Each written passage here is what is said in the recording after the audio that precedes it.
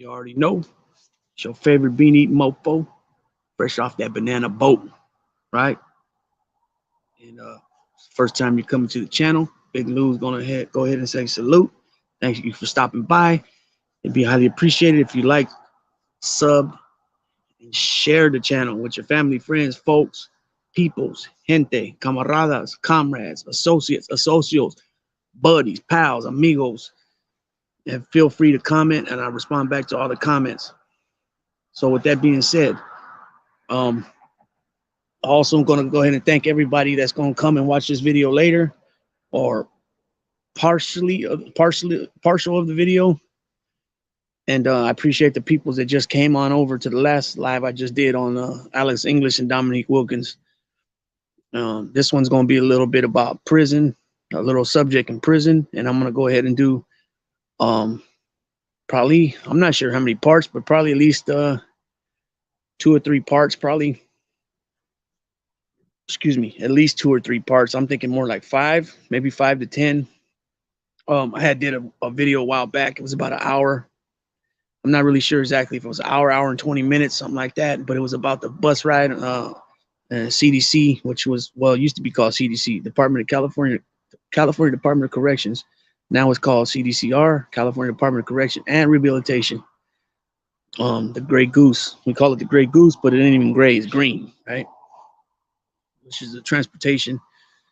And what I'm going to do is I'm going to revisit that video, but I'm going to not bring that video on here. I'm just going to go ahead and redo it off the top of my head, but I'm going to break it down into sections. You know what I mean? So this one is about Valdivia, Well, yeah, Valdivia is in it too, but Valdivia was the answer to a lawsuit, right? But prior to that, it was called screening and Morrissey hearing, right?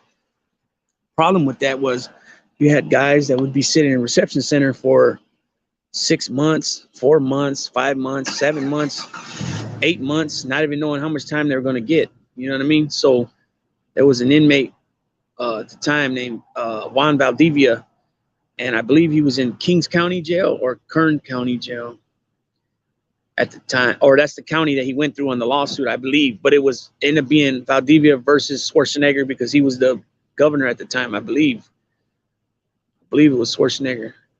But then when I was looking at some paperwork, or not paperwork, well, yeah, paperwork, court paper documents off the internet, I think it said 1994. So 1994, Pete Wilson was still there. And then after that, we had Gray Davis and then Schwarzenegger, I believe. So I don't think Schwarzenegger even came in until either the late 90s or the very early 2000s. So I could be wrong on that date as far as 94, but the guy's name was Juan Valdivia. So basically, a lot of times guys would be sitting in San Quentin Reception Center or Tracy Reception Center or San Quentin Reception, or excuse me, Chino Reception Center.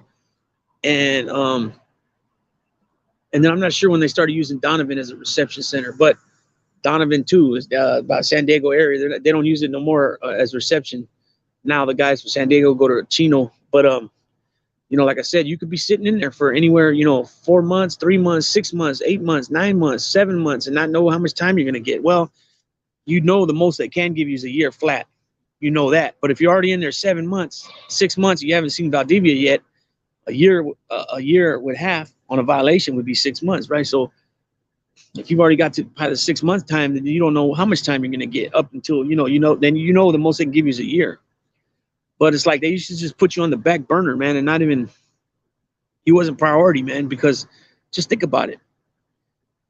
And it doesn't matter if you're a pro officer or a pro, well, now they call them pro agents, or a correctional officer. It's the same union.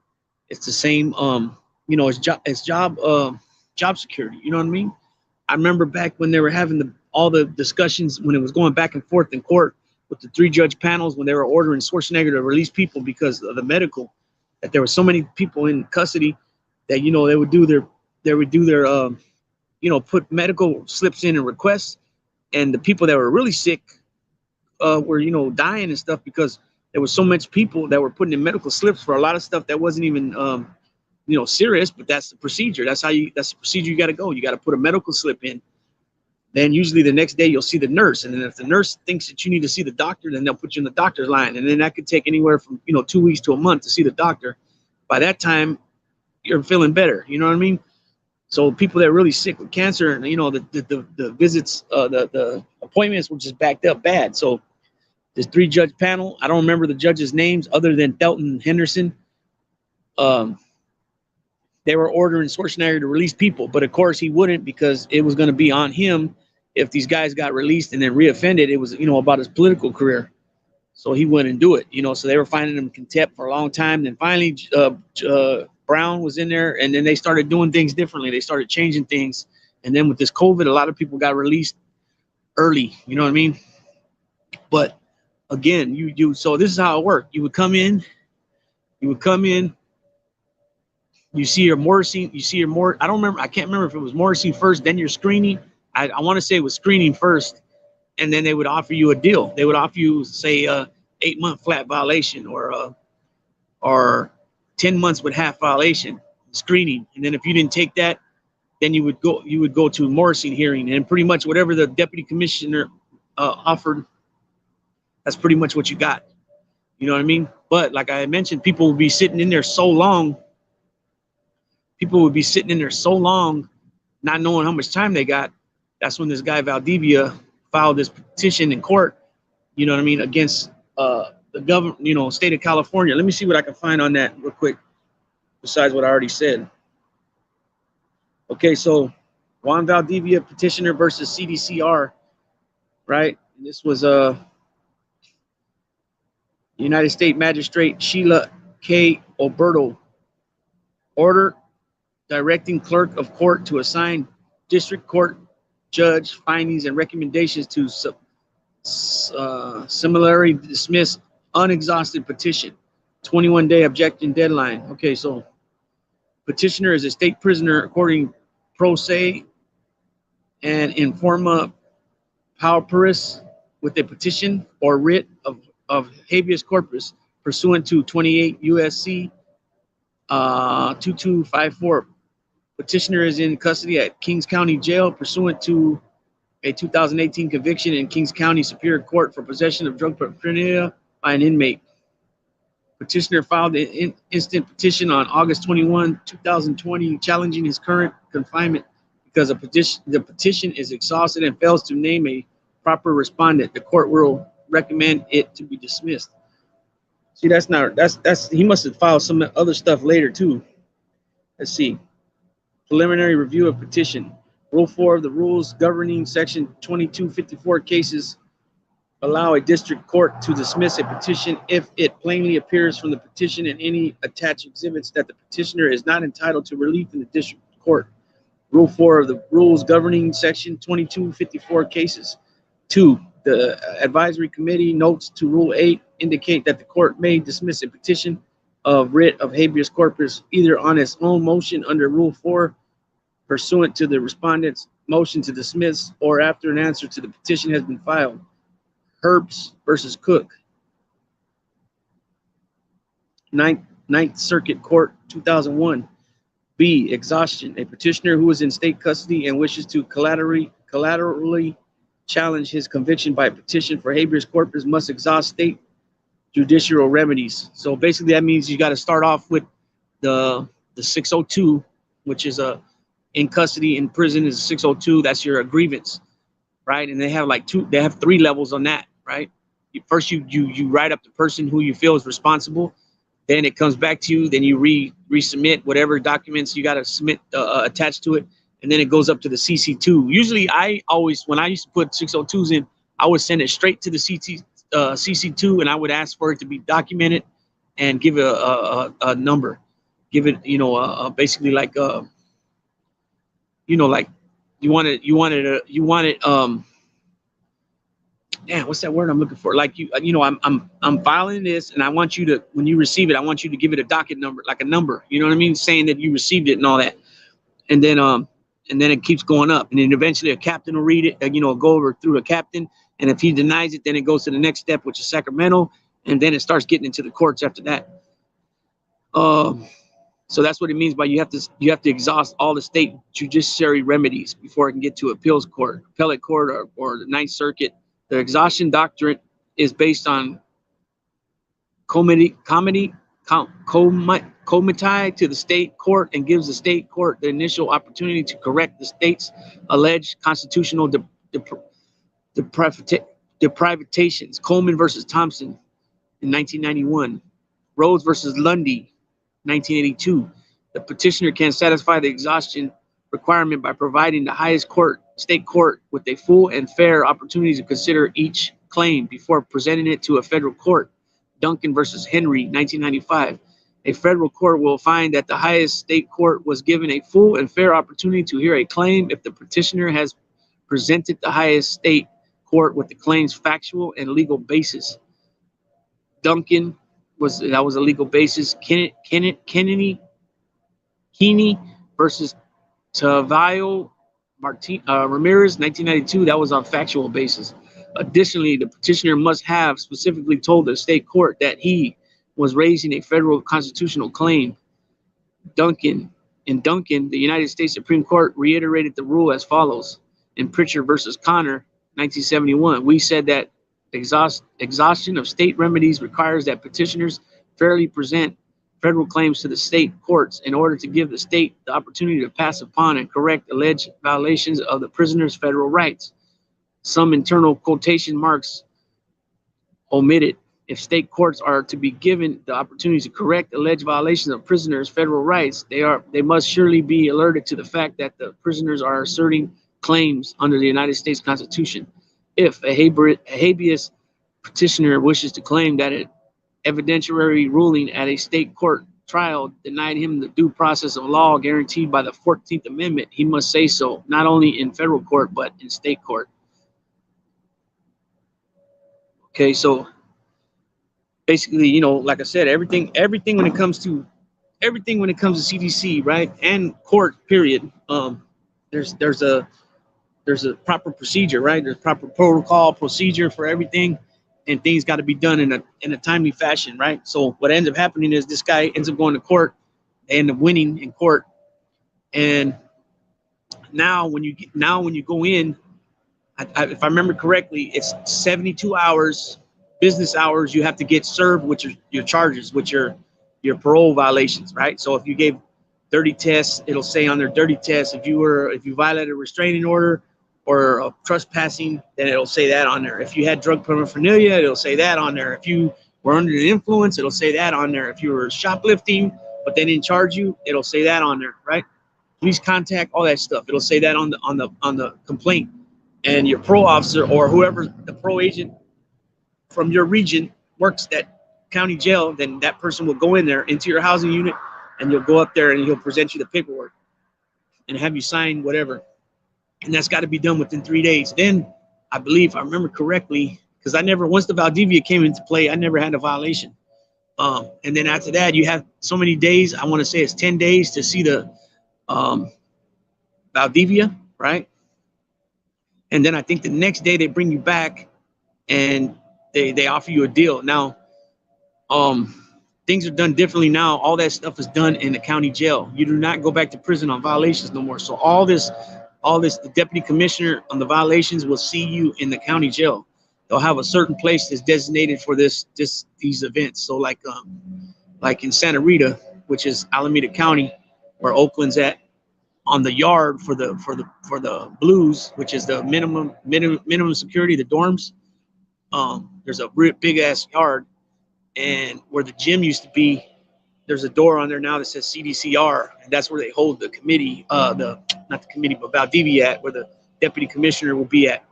So once the deputy commissioner tells you that this is what he's offering you, that's pretty much, you know, that's what you get. But like now, it's changed now where you only can get 180 days with half. So 180 days with half. So 6 months with half. That's the biggest violation you can get now.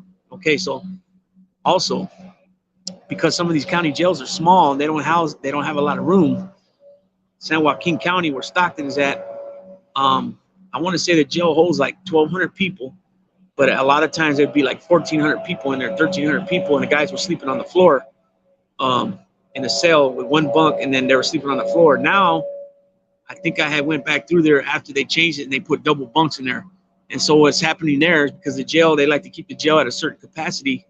Um, that what happens is that you would go in there and they would give you like say they would give you whatever the commissioner gave you, 150 days, 120 days, 90 days, 180 days, 60 days. You would take it right then and there, and then the next day they would kick you out around either at the 2 o'clock release or the 8 o'clock release, and they would automatically kick you out. I mean, unless you had hella violations, and then somewhere, well, let me break that down too. That's changed also now. San Joaquin County now, you were going back to court on parole violations. You would go to court, and when you get there, there'd be an attorney that would handle that for the state, and then they would have a certain attorney that was designated to help out the people that were being called for the violations. And then what would happen is if you were a reoffender on violations over and over and over and over again, and it was going down, like I said, as soon as you were given your time, the next day the jail would kick you out. Well, the judge would put something in his orders that saying that, no, you're not eligible to get kicked out. You have to do the 180 days with half, or the 150 days with half. You know what I mean? Or the 120 days or the 90 days with half, but you would have to do what he ordered you to do. There was no getting released early. Yep, became a fucking pro on filing out on all the grievances and paperwork to get what I needed to get done. Became a pro. That's what's up. What up? What up, Anthony Magnolo? Yeah, so that's what's up with that, man. Man, I can't believe how this weather has changed. It's cold as a motherfucker. Oh, boy's behind me right here. He had to start his car a couple times, put the heater on. Yeah, you have to, and that's another thing amongst your collective, your peoples, whoever you run with. Well, maybe not everybody, but I know my folks. It was a must where you especially if you're doing a lot of whole time, and definitely in the shoe, you're going to be practicing. You're going to be practicing and learning on the law. That way, you know how to speak up for yourself as far as paperwork wise through the CDC, right? And like I had mentioned earlier, you have to exhaust all. If you're going to like that, if you're going to keep taking it up the levels and go to the state Supreme Court and then the federal and all that, you have to exhaust all your measurements on the state level, and that's starting with the 602 process, which is a grievance inside prison. It's a green form. The paper's green, and that's a 602. The medical 602 is a pink form. You know what I mean? And it works the same way. You if it's a doctor, you got a grievance on a doctor, then you put that doctor's name on there, and then it'll go to him. But like I said, I always would put in my envelope, when I would put it, it's a state envelope, degenerate. I forgot what they call those, degenerate envelope or something. No, it's the one where it's for institutional mail. It's got the lines like that. I can't remember the name of it. But anyways, I would fold up my 602, put it in there, and then I would request that it be logged in. That was the word I was looking for. They're logged in. And then when it comes back to you, it's stamped with the log on it. And then, like I said, it'll go to that doctor, and that doctor will read whatever you're grieving, your grievance against him or her, and then either it would be just denied again, or it would be in digital envelopes. Yeah, but the indigenous envelopes are the ones you get free, right? Every month they give you 20 of them if you sign up. But I'm talking about the one that anytime you do mail within the institution, it's an envelope that has lines like this. So what happens is once you agree, you put your grievance in to the doctor or the nurse or whoever it is you're writing up, the CO, the sergeant, the lieutenant, the captain, the CC1, your boss in the kitchen, whoever it is, it'll go to them. They'll have a chance to read it. And if they want to make any changes to whatever you're asking for, then it would be either partially granted or denied. So once it comes back denied, then you shoot it up to the next level. And then usually it'd be the appeals coordinator would check it out, and then he or she will come out and talk to you to see what it is. They want to get your wording, even though you got it written down on the paper. They want to hear what's going on, and then it'll go up and up if it has to. I remember one time I put a 602 in. I was in Solano, and I put a 602 in because I had just got transferred there from Tracy, and part of the reason I asked for the transfer was to be closer to home. Because I showed from the pen I was at down more south that,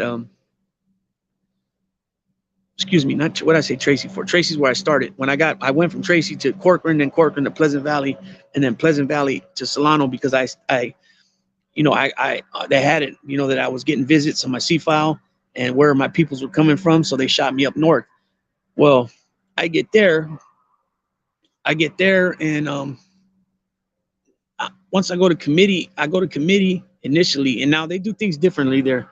I didn't see committee right away. But I was able to wiggle on the yard and all that. I don't know if I just bypassed something or they were behind on my, or they put my C file somewhere. I don't know what happened there. I was surprised because usually you'd have to stay in until you went to ICC ICC, and then which stands for initial classification committee, and that's where they put you up for a job list and a kitchen porter list and a bulk list, you know, whatever. But by the time I got there in May of 2009, and I was going home September 6, 2009. I got there May 6, 2009. So I had exactly 4 months left. So about, let me see.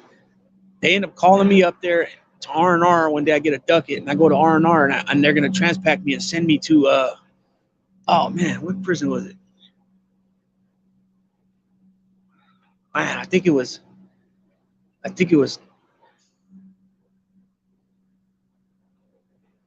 oh, you know, it was Avenal. It was Avenal, I believe. It was Avenal or Sat F. But anyways, by that time, I only had like 75 days left. It might have been a little less than that. And I actually transpacked where they boxed all my shit up. Well, my TV I bought when I got there, so it wasn't mine legitly, right? So I ended up putting a 602 in that same day that I transpacked, man. And like 3 days later, the appeals coordinator comes and sees me, man. And I tell him, look, man, they just shot me up here from Pleasant Valley.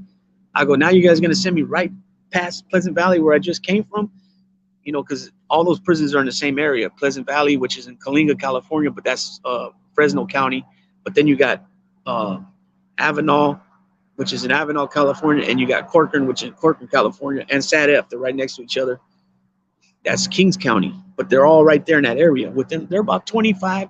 I think Avenal is about 20 minutes from Pleasant Valley, and then Corcoran's probably about 45 minutes from Pleasant Valley. So they were going to send me right back down that area, and I'm like, I said, man, I just came from up there, man, and you know, I only got this amount of time left. I don't understand why I'm being sent right back down there. It makes no sense. So this guy went and checked it out, man, and this dude did his job, man. I mean, he literally went, checked my file, checked my C file, and I can't remember if he had me go to my counselor's office and he called me and I talked to him over the phone there, or if he called the building and I talked to him over the phone. I don't remember how that went. Because it's something I don't remember. Yeah, because that was even weird to me that they would call the building and put you on the phone. I never seen no shit like that. That's how it was in Avenal. It was a trip. I never seen that before. Yeah, so I'm getting conflicted with Avenal and Solano. That's why I'm thinking about the phone call in the building. But I think I went to my counselor's office. Let's see. The yellow ones. No, not the yellow ones. Yeah, but some places they're white too. The yellow ones, oh yeah, the line ones. Those are the legitimate important envelopes. I forgot what they're called. Yeah. They're for institutional mail, though. They have a name to them. Spend one day in a cell. Thank God. Smelliest place I ever smelled. 75th Precinct, Brooklyn.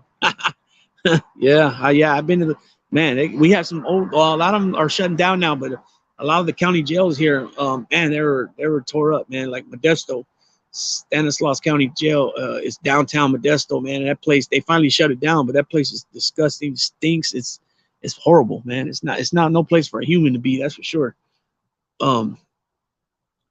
Yeah, so what happened was that appeals coordinator, he did his job, man. I was grateful, man, because I didn't want to have to get right back on the bus, go back down south for 2 months and then get home and then come out parole.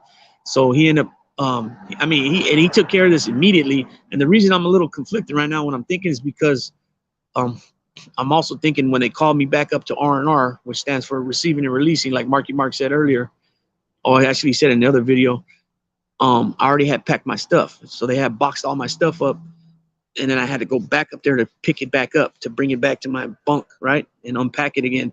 So that's what I'm trying to think. How long did that take? I think I got my stuff back within 3 days. But what's cool about it is that I still have my TV, because that wasn't legitimately mine, so I couldn't pack that, right? So I still had my TV the whole time. So, you know, the food and all that wasn't trip. It wasn't shit. And I think what I did was I kept so much coffee behind and so many soups behind to eat while I was waiting to actually leave. You know what I mean?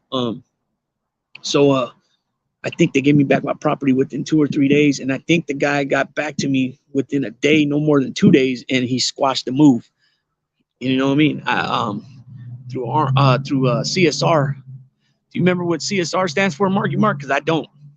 Those are the guys that once you're all done with your counselor and all the paperwork that they have to handle for you for transfers, um, CSR is the one that they put the paperwork in to send you where you're going. I don't remember what CSR stands for, but so yeah, so I was grateful they squashed that move, man. And I didn't have to go. It was cool. And then what I did was I finished my time there. Like I said, I got there May 6th, 2009, and I paroled September 6th, 2009. So I literally got there with 119 days in a wake up, and well, actually 118 days in a wake up because I got there on the 9th.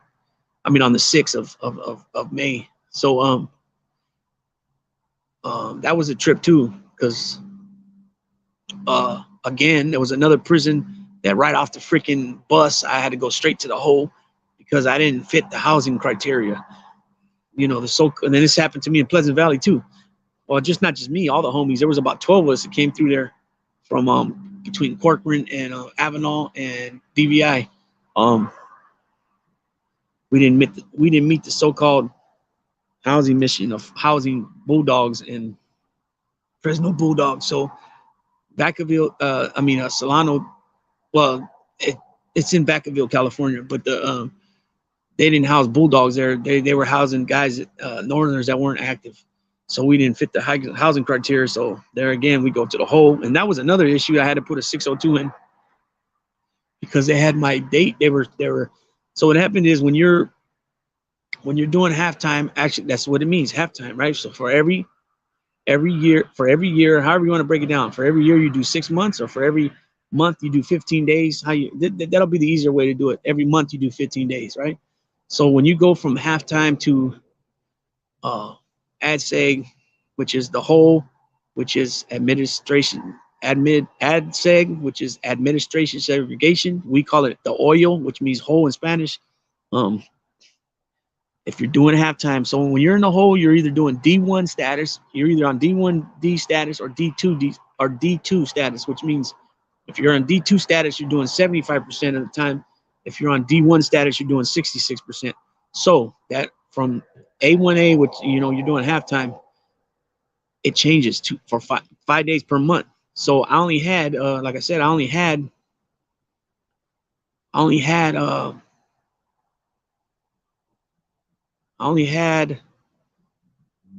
let's see.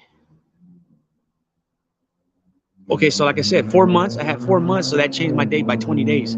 So initially I was getting out August something, and then because I went to the hole, but non-disciplinary, it changed by 20 days. Because like I said, 4 months, it changed every halftime to 66%. It's 5 days a month. So instead of doing 15 days a month, you're doing 20 days a month now. So that changed my date by 20 days. So I ended up getting out September 6th. So my date before I went to the hole was August. What was it? August 14th or something like that. August 14th, August 18th, something like that. So that was an issue too, because initially they had me on D2 status. So they had me at 75%. So I had to put in the paperwork for them to correct it. You know what I mean? And so it was only like 2 day, a day. I think it was a day and a half difference per month, but it bought me back like 4 days or 6 days. I can't remember exactly. This is over like 14 years ago. But I know that was an issue. And then now thinking about when I was there, I was in Willis is the W wing is the actual hole, but they were doing some renovation at the time, and then I had a lower, so they put me in. I was like an overflow T wing. So I remember when I was there, and there you only have one. You're in the cell by yourself. The way the bunks are, it might be a top bunk, and then there's no bottom, or there might be a bottom bunk, and obviously no top. But I remember when I was in there, I got some brothers, and I was like, "Hey, where's my peoples at?" And they're like, "Oh, you got some over there." And I remember one dude came to my door, but he was standing hella far away because I was in an ADSEG cell, overflow, because I had a lower, which means I had to be on the first floor and I had to have a bottom bunk. So they didn't have none of that over there I think they were using V wing. Damn, what W wing was supposed to be the whole, and they were doing some renovations, and they were using V wing, but everybody had lowers that was in that building, so they put me in T wing, right? And I guess because of my days, I just stood there, and then they had the kennels, and you go to the hole. When you go to the yard, you just go in the kennel by yourself because it's single cells right there. So, let's see, Tracy K wing is the hole. Vacaville, it's O wing, I believe, and then Palma Hall in Chino, but they're all designed they're all designed the same. Soledad, Tracy, Vacaville, and Chino, Vacaville, Tracy, and Soledad are built the same way. 3 tiers high, both sides of the building. They have wings and they have halls. So like Tracy has East Hall and West Hall, and then the rest of his wings: K wing, J wing, C wing, D wing. And then Soledad has wings in Central, and then they have halls in North Yard, A and B. And then Chino, I know they have Whitney Hall. I mean, excuse me. They have Palma Hall, they have Birch Hall, Cedar Hall, I think. And then I'm not sure if they have wings there too. I'm pretty sure they do because they're all built the same. And then maybe there's just only halls there because Vacaville only has wings. They don't have a hall. Not that I remember. But Tracy and Soledad have both. They have wings and halls, but on different yards. Well, I'll take that back. Soledad has Soledad Central, which is wings, and then Soledad North, A and B yard are the halls. Tracy has 2 halls, east and west, and then the rest are wings. And Tracy only has 1 yard, one big ass yard, right? But it's closed now, anyways. So yeah, every time I heard about Vacaville, I know because I've been there. It's only wings, and then Chino, I haven't been there, but you hear about it, and they always talk about halls, only halls. Vacaville, Avalon, Chino are all bad yards. Yeah, but this is years ago I'm talking about. All Chino yards are bad too? I wasn't aware of that. But okay, when I was in Avalon had 2 yards that were still good. It was what was it? The 2 yard, and it was a 6 yard or the 5 yard. I think it was a 2 yard and a 5 yard. This is years ago though. I was there like what? 17 years ago. And then Vacaville was still good up until I think 2006, 2005. And then they called it soft. Yeah. But that's why I went straight to the hole when I got there. Because it was considered not active. And I didn't know Chino. I didn't know that about Chino. I thought Chino had certain sections that were still good. That's the thing about these prisons in California. Like, I don't know if you guys heard of Splinter from Prison POV. He tells a story about being in Mill Creek. And then after the people heard the story, they're like, oh, that place is bad. But it wasn't bad when he was there. That's the thing, man. People hear names and they just automatically, the way it was in California for a long time, man, like every 6 months, every year, these yards were flipping where it was good. And then 6 months down the line, it was no good, or it was no good. And then 6-8 months down the line, it was good. You know what I mean? So you got to always check. Now it's just all fucked up, period. I mean, it's, level 1s and 2s are all mixed up. Some level 3 yards are doing it. You know what I mean? I don't know how that's going to work because, it's all about the money. So I don't know. I guess we'll see. I don't want no part of it. I'm not trying to return. That's for sure. You know what I mean? But we call it Avalon, Tell It All Avalon, they call it. It was they had a lot of bulldogs there on certain yards. I know the 1 yard was the first one, and then eventually, there's 6 yards there, and then eventually, I think now they're all no good. I know for a while the 5 yard was hanging on because it was the metal fab. I think they have a metal fab there. I think it is, and then you got Sat F, and a lot of them yards are no good because they got bulldogs there, and then Pleasant Valley, a few of them yards are no good because of bulldogs. The only yard that's still good, even though there's bulldogs there, is the 4 yard in Salinas Valley.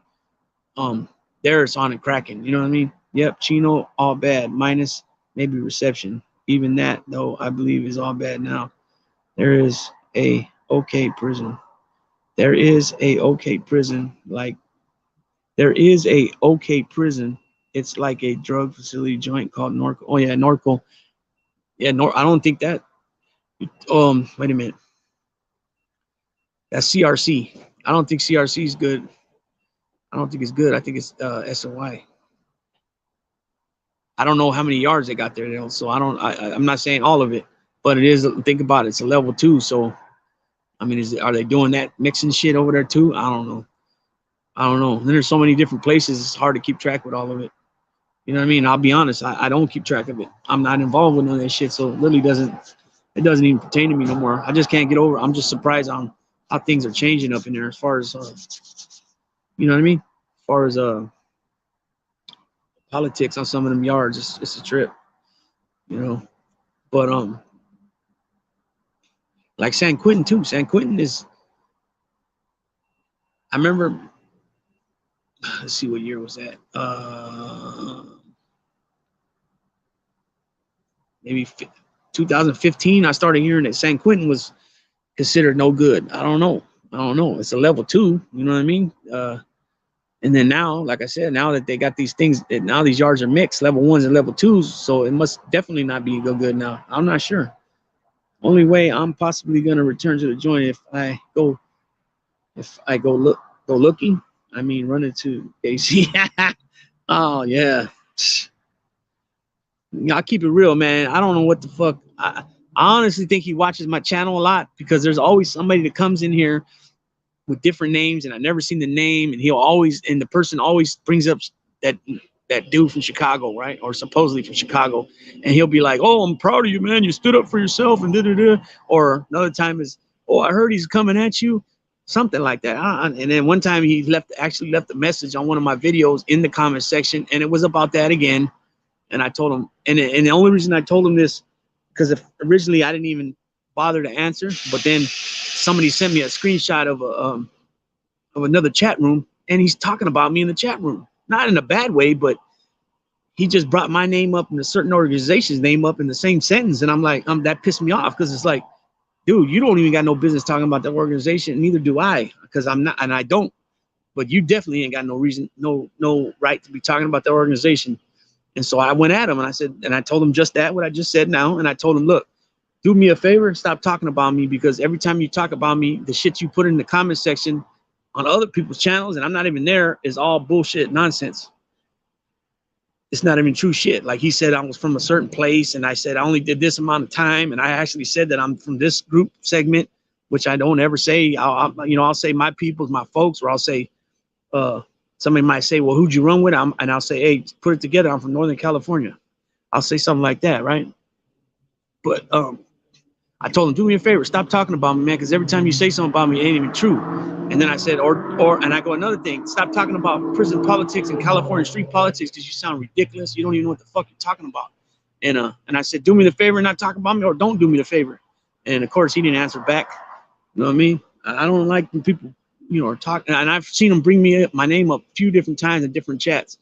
Somebody will either I seen it myself or somebody will screenshot it and send it to me, and it sounds ridiculous. You know what I mean? Straight ridiculous. He does not know what he's talking about. One minute he'll say one thing about California, but he speaks like he really knows from being there firsthand. You know what I mean? He doesn't. You know what I mean? Otherwise, he wouldn't be talking the way he talks.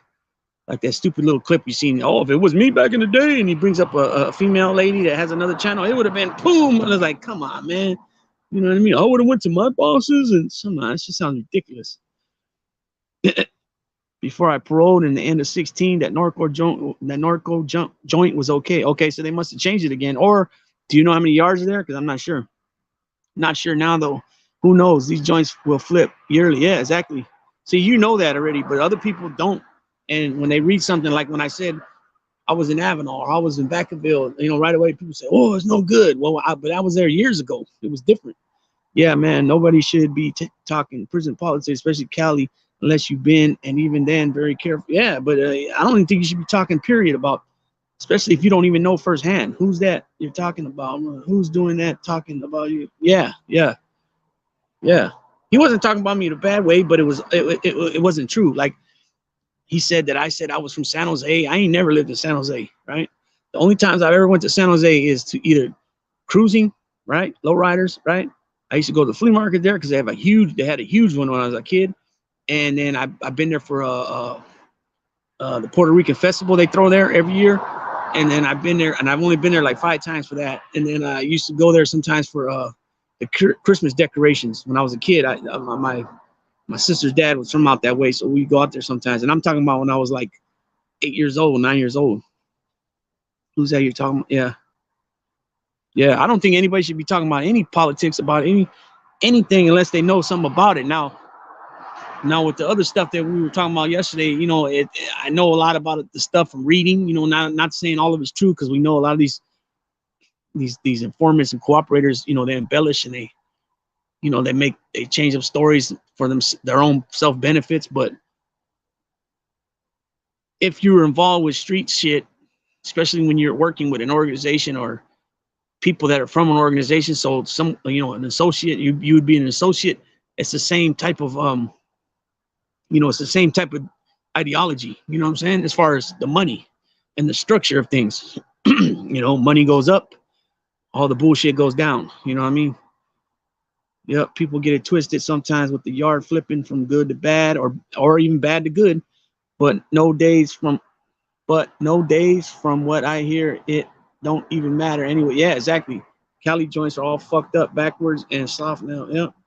Well, that's level 1s and 2s, but they've been having a lot of fucking killings in California, man. I don't know if you're up on that shit, but it's starting to get back like the 80s and early 90s. And definitely the 70s, man. A lot of guys, and this is from all groups, whites, up north, south, you know what I mean? A few from blacks too. I think what it is because a lot of the big boys are all kicked out of the shoe now, and I think they're trying to impress these guys, you know? Because who's gonna, you know, you really think these big boys are on the yard now, and then you go and slice this guy all up across his back, across his shoulder, across his chest, maybe across his face? You think they really dig all that? No, they want you to fucking put some up in them, man. Put some steel up in them, or some good, you know, a good piece, and with some internal bleeding and all that shit. You know what I mean? You know, so it's cold out here, boy. My fucking hands are freezing. I'm starting to get tired now. What we got here? Yeah, people get it twisted. But you put here the yards flipping from good to bad, and also from bad to good. You know what I'm saying? It's again, Mill Creek at one time was full functioning. Then A yard was level 4, B yard and C yard were level 3, and then they had the level 1 yard. Now I heard they built a level 2 yard there for medical people, and so B yard was like the first S&Y yard before there was S&Y, sensitive needs yard. Real dropouts were there, right? And then C yard was the last one that was good besides the level 1 yard. Then eventually that flipped bad, and then the level 1 yard became bad as well. Tehachapi, that whole fucking place is no good except for the shoe, which we know there's no more indeterminates. Everybody is in the shoes is doing like a 2-year shoe, 3-year shoe. I don't know if there's even 3-year shoe. I think it's 2 years is the top. Maybe I can't remember. Do I have 3-year shoes? Because usually I would always hear 2 year. There's no more indeterminate, so there's not as many guys in there no more. Avenal's all bad now. Like old Corcoran C yard used to be good. Now that's bad. And then B yard was good. I think B yard is still good in Corcoran. And then A, I'm not sure. And then Pleasant Valley used to be. I think Pleasant Valley B yard was good. That's when I came out the hole, went to B yard, and that was short lived. We ended up going on lockdown maybe after 4 months because Bulldogs were on lockdown. Southside and Bulldogs on lockdown. And then eventually we came out and got off with, well, actually we programmed for like 4 months, 6 months, and then we got off with them dudes. But they had cameras all outside. You know, they were already ready. They knew it was going to go down. And they only put out 10 and 10. And then what other ones? Jamestown's all bad. Susanville was all bad. And then it became, oh, okay, you mentioned Susanville too. I heard no more Susanville anymore either. They're closing down. Yeah, they're supposed to be closing it down. Tracy's closed down. Susanville's supposed to be closing down. And then I heard eventually they're going to close down Quinton and they're going to close down Soledad. I heard. I don't know, man. That's Gavin Newsom's plans, but I mean, like Soledad, man, like that's the Salinas area. You know, they got Salinas Valley, and then they got CTF, which is Correctional Training Facility, which is Soledad. They employ a lot of freaking people there. So, but if they're gonna close that down, and it's an old pen too, so what I mean by that, it's a big place. They're gonna lose a lot of jobs there. You know, I don't know how that's gonna work, if they're gonna force guys into retirement that've been working a long time, or some of them gonna go to Salinas Valley, some of them gonna go, you know, over that hill right there and over them little mountains into you know, and work at Avenal and those places. I don't know, but I know over here in Tracy, it closed down. They sent a lot of guys working there into Stockton to go work at the Stockton facility. Some at the women's and some at the men's, because there was a Stockton facility that used to be female. They made it into a male, and then they got the one in Chowchilla used to be females. Now it's males too. Yep, the old pen. What about Ironwood? I don't know nothing about Ironwood. They'll send them to other joints or retire them with pension. Yeah. Well, I know that like with law enforcement, it's always good to get closest, if not, you know, 30 years in, because when you get 30 years in, you get the max of your pension. It's like 90%. You know what I mean? So if you're making $100,000 a year, once you get that 30 years in, you know, you'll be still making like 90,000 a year. And a lot of dudes buy in with their military time. You can buy in like highway patrol, police, all that. You know what I mean? Do I hear anything about Wasco Delano as far as what, closing down or the yards being good and bad? I don't even know. I've been to Delano once on a layover. Yeah, we got there hella late. We got there like, man, I'm not sure exactly what time it was, but it was like, I want to say it was something like 8. It was dark already when we got there. And we went from Pleasant Valley, and they were supposed to pick us up a lot earlier, but some reason, I don't know what happened. The bus got there late. By the time we got on the bus, it was already almost nighttime. And then we went backwards. We went from Pleasant Valley to Delano, and then to the next day we got back on the bus and went to Vacaville. Yards closing down. Yeah, no, I ain't heard nothing about it. I ain't heard. Those are the only ones I heard of. Tracy is already closed, and then they're supposed to close those other ones I heard. I don't know. And it's like over a stretch of a couple years. Quentin, Susanville, and Soledad. You got to imagine though, each prison houses anywhere from like 2,000 to 3,000 inmates, right? So you're talking about closing 3 joints. You know, like Soledad, like I said, they got North A Yard, North B Yard, and then they got Soledad Central, and then they got Soledad South. That's a lot of fucking dudes, man. Tracy, by you and your neck of the right. Yeah, that's right down the street.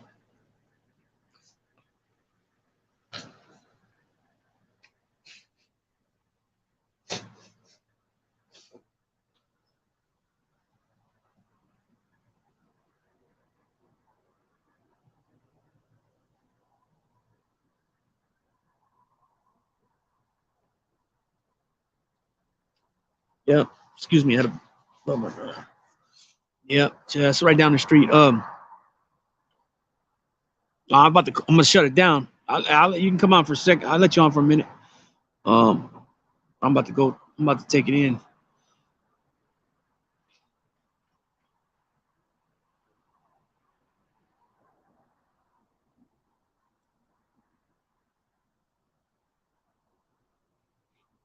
There you go.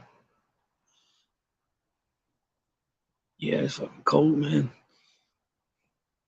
Yeah, the old man that parked next to me, I guess I'm right here at the store. I guess they must have shut the doors for a little bit, or they might be doing inventory or something, because he walked over there 2 or 3 times, or maybe he had to use the bathroom, because right now when you guys see me turn around, he was pissing or something. Yeah, I heard something and I looked. I didn't know something was leaking, but he was leaking all right, draining the main vein. But I heard that. Hold on. What's up, man? What's happening? Shit. Can you hear me? Yeah, it's getting cold, boy, out here. Yeah, it's cold down here too, bro. I can feel the ice in the air, bro. Yeah, I remember the homies used to say we'd be in Tracy in the cell cold because we don't have the windows. The windows are all Yep. broken out still because they don't get around. They come around to fix them in the summer every year, and we just break them right back out. But Yep. remember, the homeboy say, "Oh, get up and on track, man, and sweat." It's like, come on, man. We already worked out. I'm gonna get up and sweat again, and we ain't got no fucking deodorant or nothing. Because I mean, that time we were on lockdown, we didn't have shit, bro. Everybody stunk bad, bro. Everybody smelled like straight onions. Oh man. Bad. And then that soap. I remember. Go ahead. Yeah. And that soap don't help. The fucking state soap. The We didn't have PIA. yeah, we were on lockdown already. Like when I got there, we were on lockdown already. Like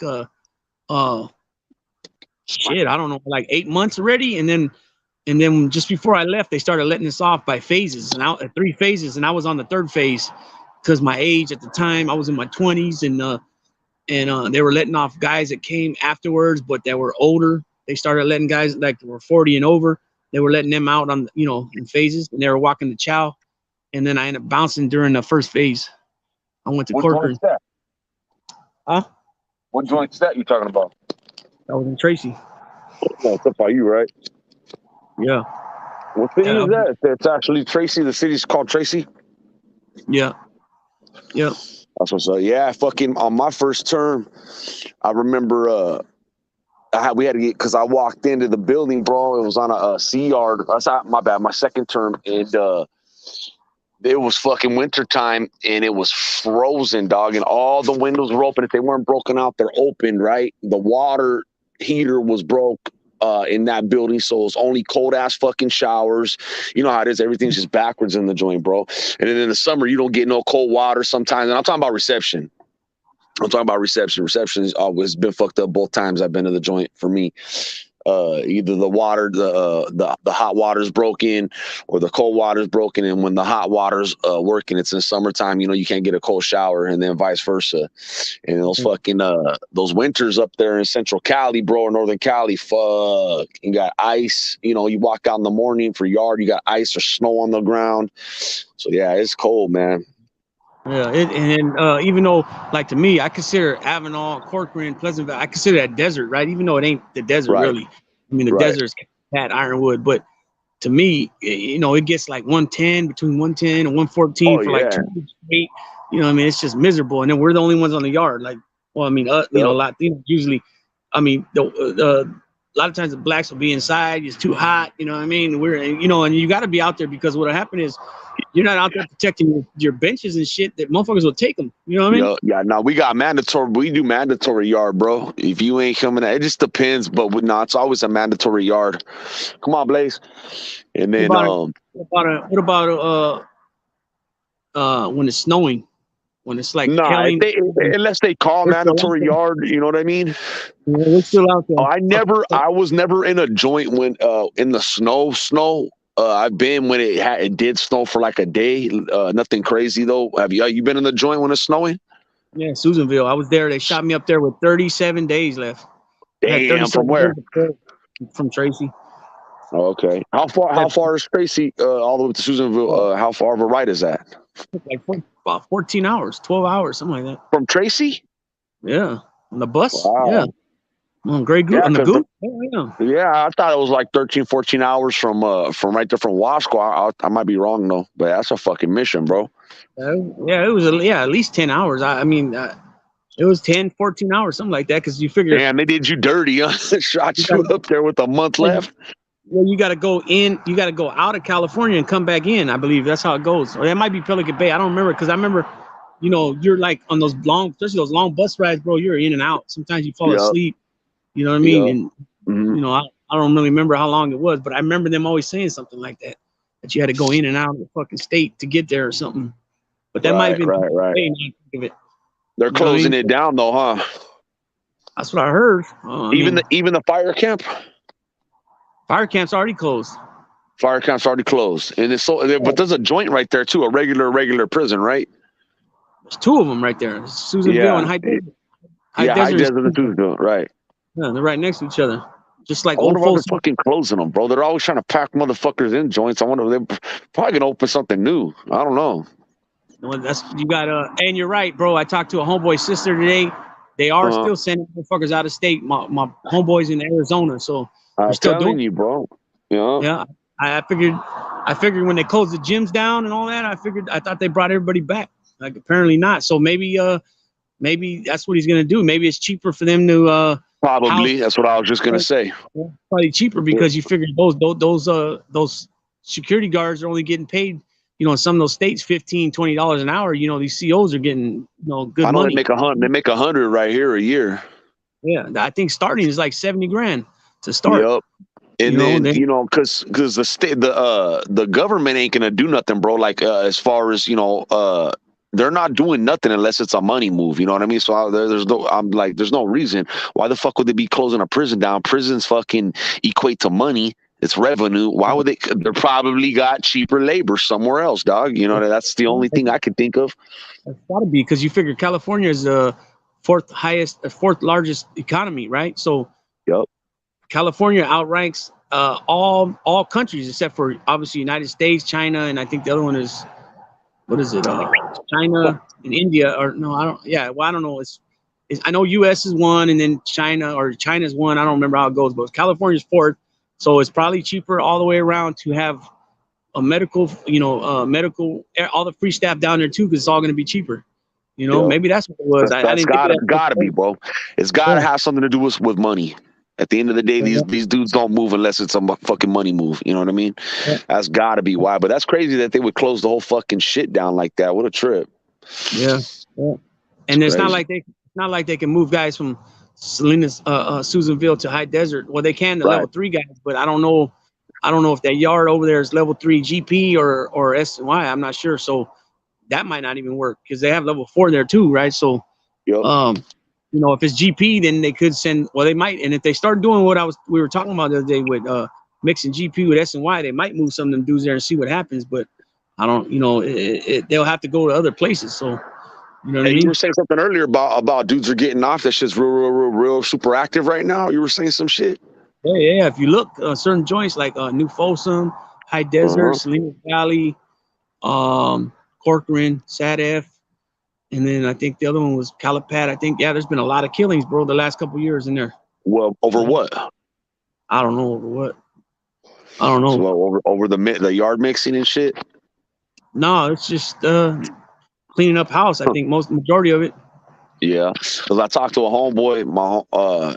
He's at one spot, and then I got another homeboy. He's in another spot, and they're both GP, but they are integrating the yards with punks. And my homeboy Slayer, he was like, "Bro, we're getting off fucking every day almost, man. It's yard down, yard shut down. Someone's getting fucking beat up or poked up on these yards. Day room brawls, all kinds of way out shit. So I'm just like, fuck, man, it's crazy. It's eventually gonna probably go back, bro. I don't know."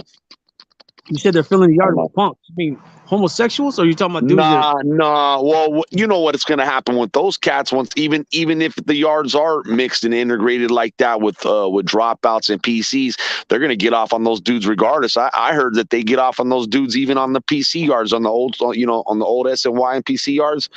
From what I've heard, even the PCs get off on the weirdos, bro. Yeah, weirdos, but they don't get off on homosexuals. No, I don't know about the homos and shit. I'm just talking about like it's just always that there's always an issue. You know what I mean? You said the word punk. That's why I wanted to distinguish what you meant exactly. What do you guys consider a punk? A punk to me is a homosexual. Yeah, well, a punk with us, bro, could mean anything from a dropout to a homo, or it's got a few different definitions for it. But no, what I mean is I got one of my homeboys tells me that. I know what you mean now. Yeah. One of my homeboys telling me that he's on GP. They're both on GP, but it's just there's just always an issue, you know what I mean, with the dropouts and the PCs and the punks or whatever. There's always an issue because the GP guys, a lot of that shit's brand new to them. It's like fucking culture shock, bro. They're like, what the fuck is this? So there's always some fucking static they're dealing with. And he was telling me, bro, it's constantly fucking problems. And then the other dude's like, yeah, man, we don't. I think they don't let them out at the same time. If I could recall right, he was telling me they let them out at different times, like top tier, bottom tier type shit. You know what I mean? Or split program, yeah. They were doing that. Because remember how earlier you said Avenal was no good, all no good now.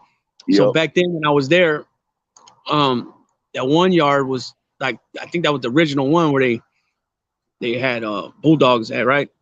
And then fast forward years later, when it was only 2 good yards there, I heard that they were gonna be making that like an honor yard or something. So what's that? What's an honor yard? I don't know.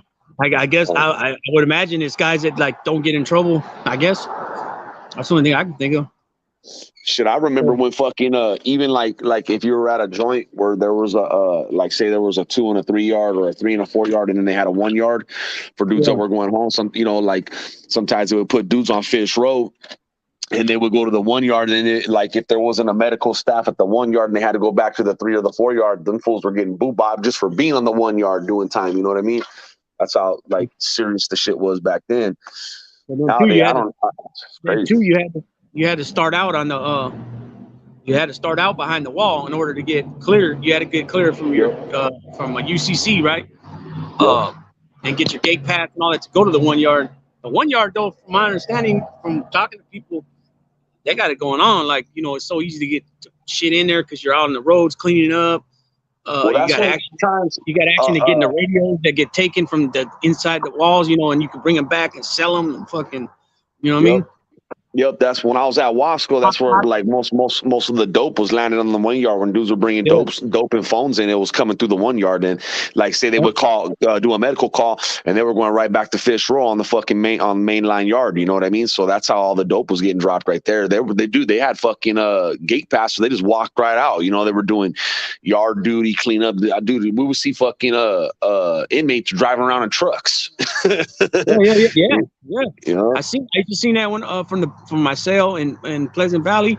You could see them working from the you could see them out there. Like not only were they driving, like when they were doing landscaping and all that from the parking lot for like the visitors in the administration building, you can see them through the back window, depending where you're at, what section of the building you're at. You can see them out there, and then they would have like fluorescent green jumpsuits, and those were the guys sometimes. Yeah, you know what I mean? So you could see them sometimes, depending where you're, like I said, depending where your cell's at, you can see them out the back window. You know what I mean? Yeah, if you got a good window shot. Yeah, depending what yard you're at and what and where at in the building. You know what I mean? Because, you know, obviously different buildings, you'll see different you know, you'll have different angles. You know what I mean? Yeah, different view, yup. When I was at Wasco, that motherfucker was flooded, bro, because of that 1 yard. They had a big ass 1 yard. They had like three different buildings, and each building's got like 300, 400, 500 people in it, however many. Yeah. They had 3 big buildings, and that place was fucking flooded with cell phones. I don't know how any prison you've been to, but I mean, fucking damn, at least 4 or 5 cell phones in every fucking building on the mainline yard over there. I mean, it was filled with tobacco, bro, fucking weed, everything, bro. I seen fucking pills, Xanax, fucking oxys. I even seen coke while I was there, acid, everything, bro. And you know, of course, everybody they got heroin and shit. But yeah, only thing I ever seen is weed, dope, black, and no Chris. That's it. Yeah, Chris. Yeah, they had everything right there, man. I seen some coke in the jail one, and it was actually crack. I seen this motherfucker smoke it off. He went and got a can, and then he put a hole in the can with some ashes on it. And I was like, "What the fuck's this dude doing?" In a basehead pipe. Yeah, but at the time, the county jail wasn't even like that. Like, it wasn't even functioning. You know, like it wasn't a full functioning place, man. You know, not until years later did they get it up to par. You know what I mean? Now it's kind of like that now. But so it was like a lot of times, you know, anybody would ask for trucha, you know, like, you know, keep lookout for me. You know, it might be a white dude asking you, you know, and then too, a lot of dudes I grew up with. So I was like real cool with them. They were white dudes, but we didn't trip like that there at that time. You know what I mean? Where in your county jail? Yeah, as far as like sharing, if I wanted to give them something to eat, I can give them something to eat. It wasn't like we can share with the homies, bro. Yeah, but you know all those rules. Have you been to LA County Jail before? Fuck, that shit's the dungeon, bro. That shit is disgusting. Terrible, dog. I've been to 4 county jail. I've been to Stanislaus County, which is Modesto. I've been to Sac County, which is Sacramento. I've been to Alameda, which is Hayward, Oakland. I've been to San Joaquin, which is Stockton. I've been to 4 county jails, and I've been to obviously Tracy. I've been to Tracy Reception, San Quentin Reception, Delano Reception. I've been to Susanville, Solano, Vacaville, Susanville, Avenal, Corcoran, Pleasant Valley, Soledad, Salinas Valley. How many terms you got, bro? 11 pins I've been to. I got 4 terms. I mean, 4 terms. wait. No. I got 5 terms, 4 numbers, 3 violations, and then I done about a total of about. I did a year in the county once, 8 months in the county, and 6 months in the county. On violation? Nope, those are county little time. Oh, okay. Little county lids. Yeah, and I got 6. My first term was 16 months. My second one was 2 years. My third one was 6 years. My fourth and fifth were 4 years each. So I got halftime on those. I got halftime on all of them, but on all of them. Did you get 35% or 33%? Nah, I could have got it the last time, but I had warrants, and by the time I got the warrants cleared up, I didn't have enough time to do all that. But my first 2 terms, actually it changed. So my first 2 terms, you had to have either go to school or get a job in order for your halftime to kick in. My third term, you had to get out of reception for your halftime to kick in, right? Yep. Oh, wait. It was either I had to get out of reception or it kicked in once I got to reception. I forgot. Yeah, it was one of those.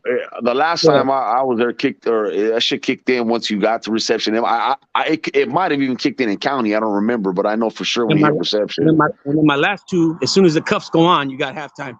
You know what I mean? Yeah. So my third term, I ended up catching a little bit of time. I did I should have only done 30 months, but I ended up doing like 47 months, right? And then and then the last 2 I caught I did 2 years on both each of them. 4 with half. Write-ups, you caught more time because of write-ups and shit, or what happened? You caught a case?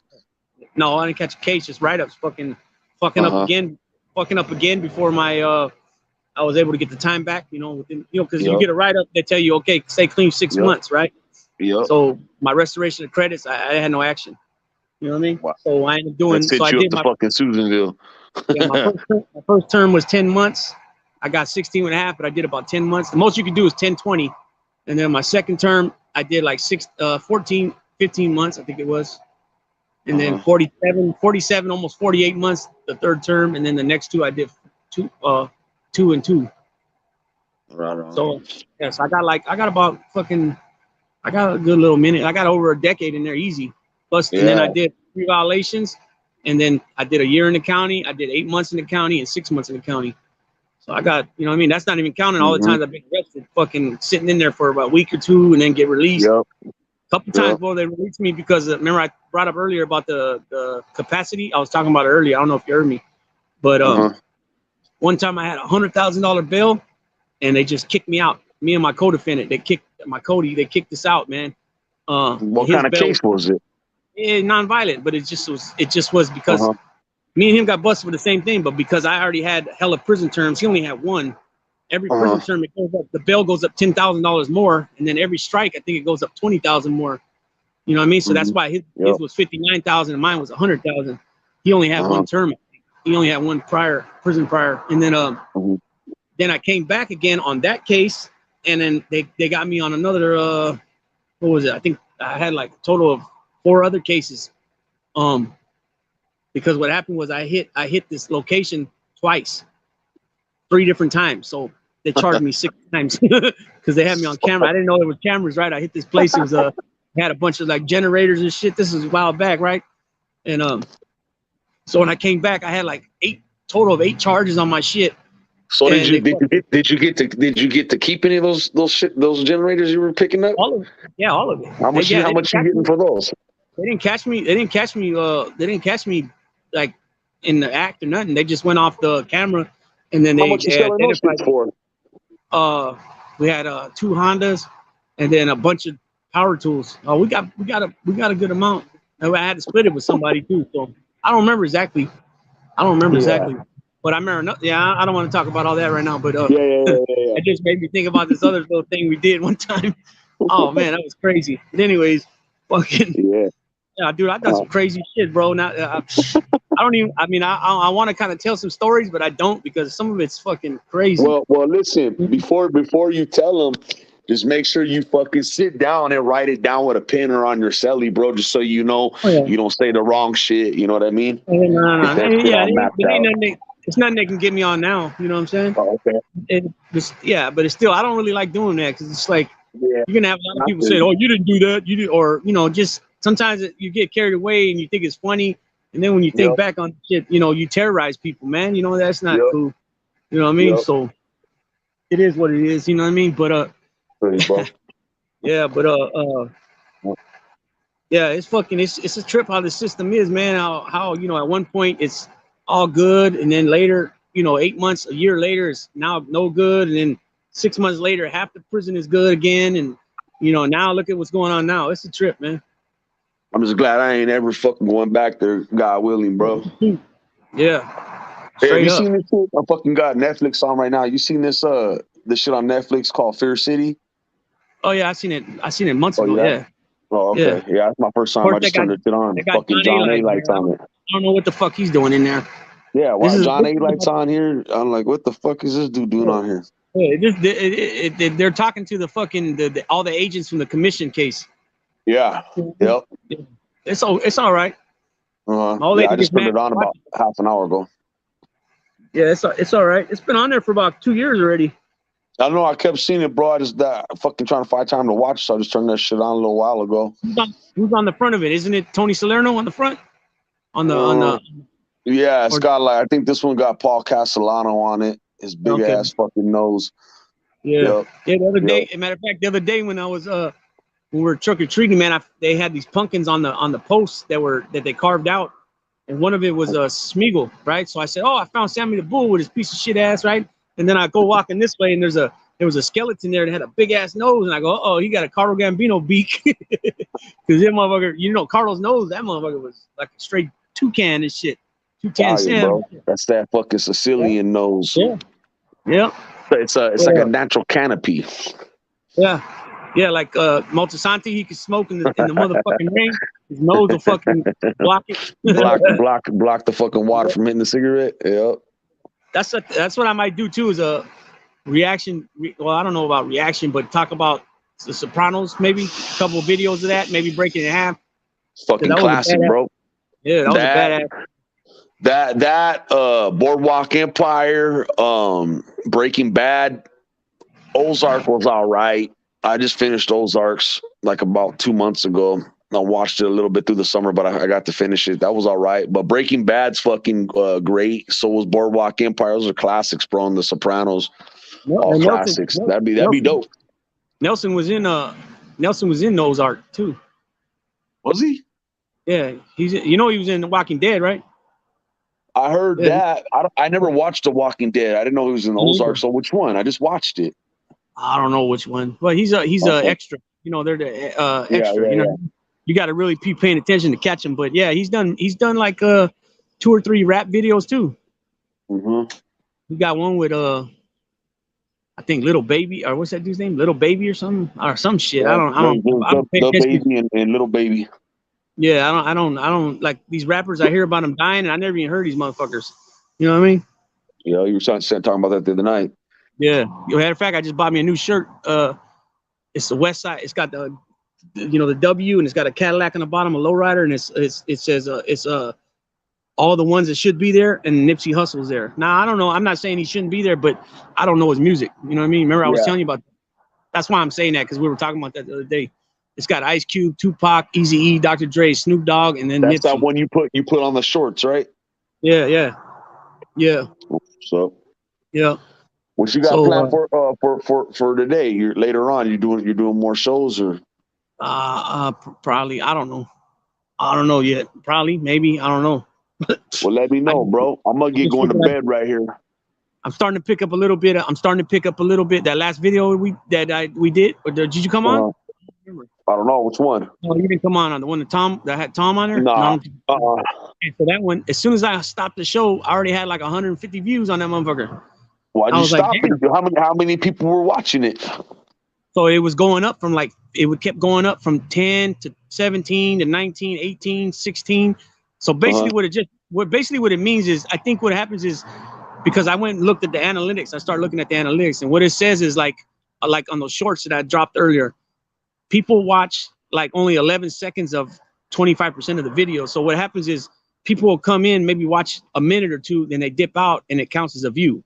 You know what I'm saying? So that's why there's 150 views as soon as I hung it up, or as soon as I stopped it. And I think now it's got like 300. So, you know, I wasn't getting nothing like that on the videos. My videos were getting anywhere from like, you know, 18 up until like, you know, 50, 60 views, sometimes 90. You know what I mean? So I get most of the views on the mob stuff or the prison stuff. You know what I mean? You gotta title it good too. You know what I mean? If you title it good and use hashtags and shit. And analytics tells you that too. Like the shorts, it says that 96% of my shorts are from the feed. You know, by YouTube putting them in there. And then like today, I got like 7 subscribers today just off those shirt videos I put.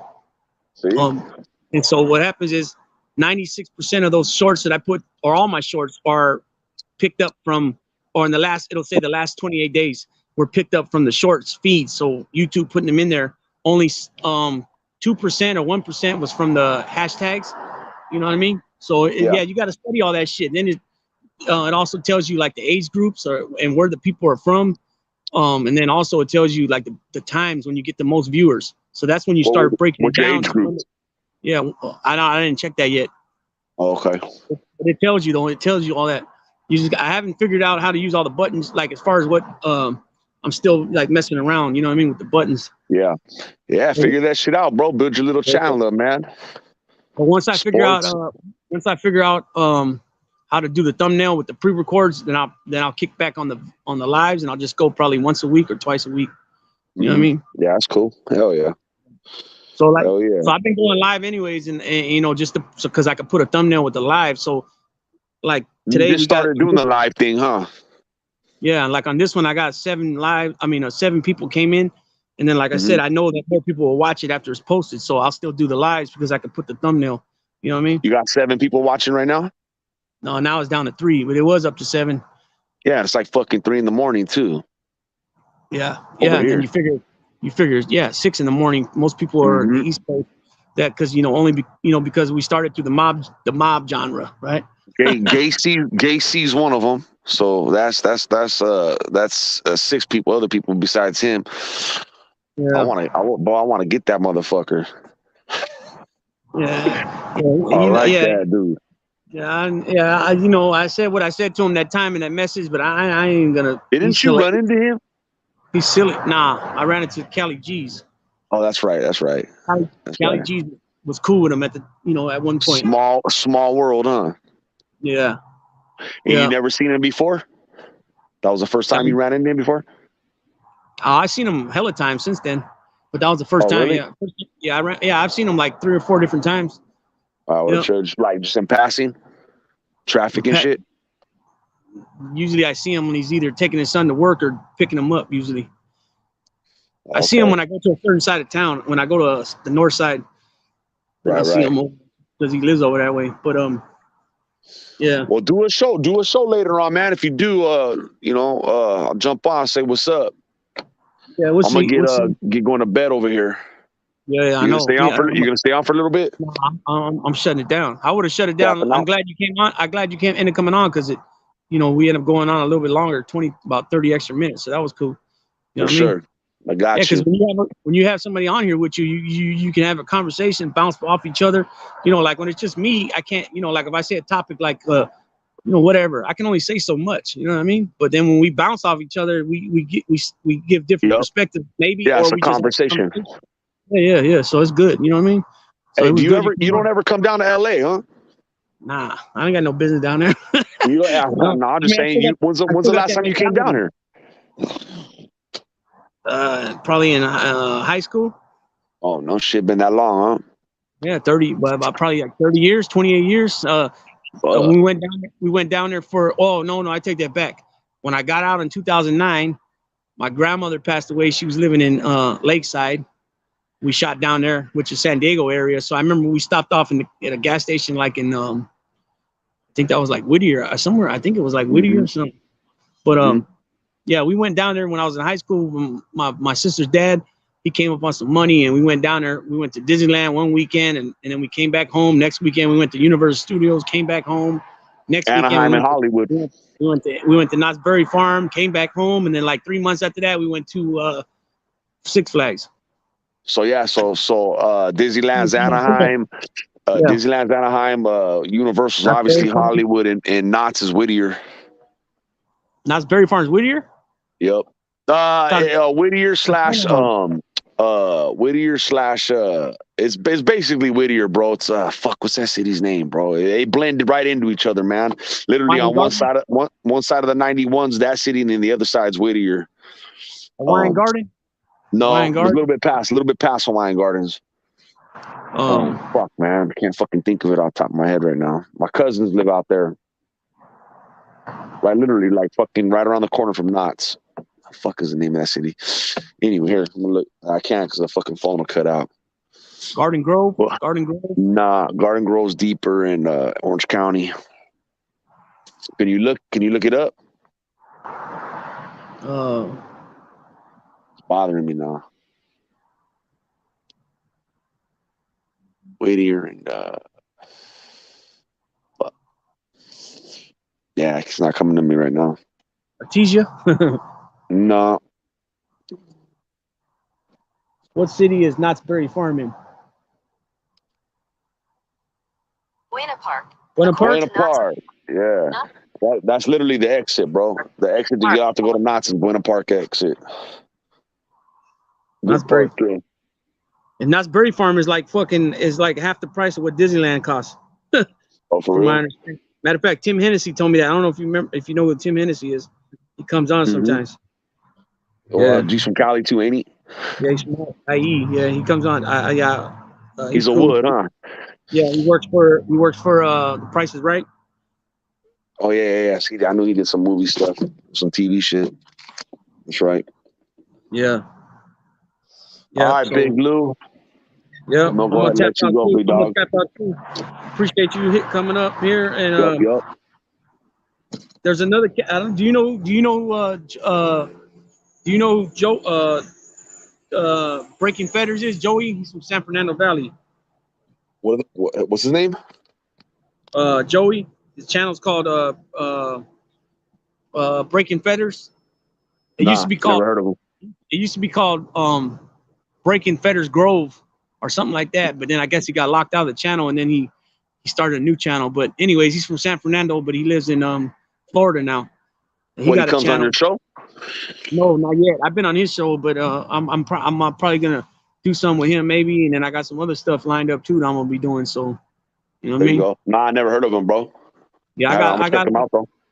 I got like let me see, maybe four other channels I'm gonna be doing something with. There you go. Hell yeah.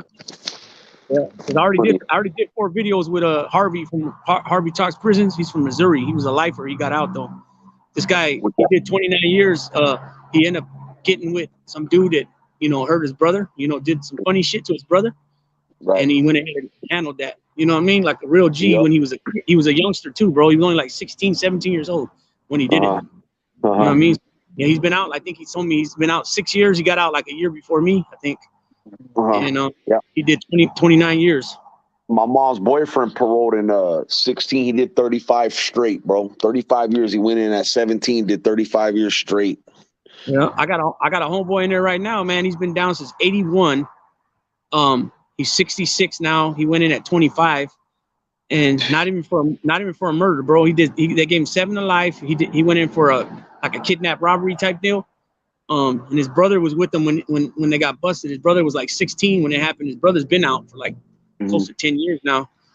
And then there's another cat I know. He did 48. He just got out. And then another one did 45. He just got out. And another one did 44. You know what I mean? But these dudes didn't go in there with life though. They ended up catching life in there, because they were catching cases. They were big, they were really huge in the movement at the time. You know what I mean? Yep. It happens. It happens. Yep. Hey, so your homeboy that's 66, he's got life now? Yeah, well, he caught his on the street. They gave him 7 to life for a kidnap robbery. And his problem is he keeps getting little write-ups for like so he's not making board then and shit. Yeah, but I think this one he might, because last time I was with him, he caught a write-up. He went off on a cop, and they gave him that's a bad one. he got a 5-year denial, I think, and they wanted him to do anger management. And then since then, he's done the SAP program. He's done a bunch of different programs. So, you know, he's like I said, he's not in there for murder, man. I mean, Yeah, that's crazy, bro. 41 years, bro. Since 1981, he's been down. He's got a C number, C544. His last two is 09. Mm-hmm. You know what I mean? So, but I'm gonna go ahead and shut this down, boy. It's cold. I'm gonna Yes, get in sir. this car and get home. All right, I All right, appreciate my you boy. stopping in. Mark, Yup. Mark. I think you're the only one that commented here. Yeah. Oh no, Anthony Magnolo. But everybody else didn't What's up, comment. They man? just watched. But I appreciate everybody that stopped in, and I appreciate everybody that's gonna stop in later and watch it after it's All right, uploaded. fellas. All right, You I'll guys holler at take you it later. easy. Yup. All right, brother. All right. Peace.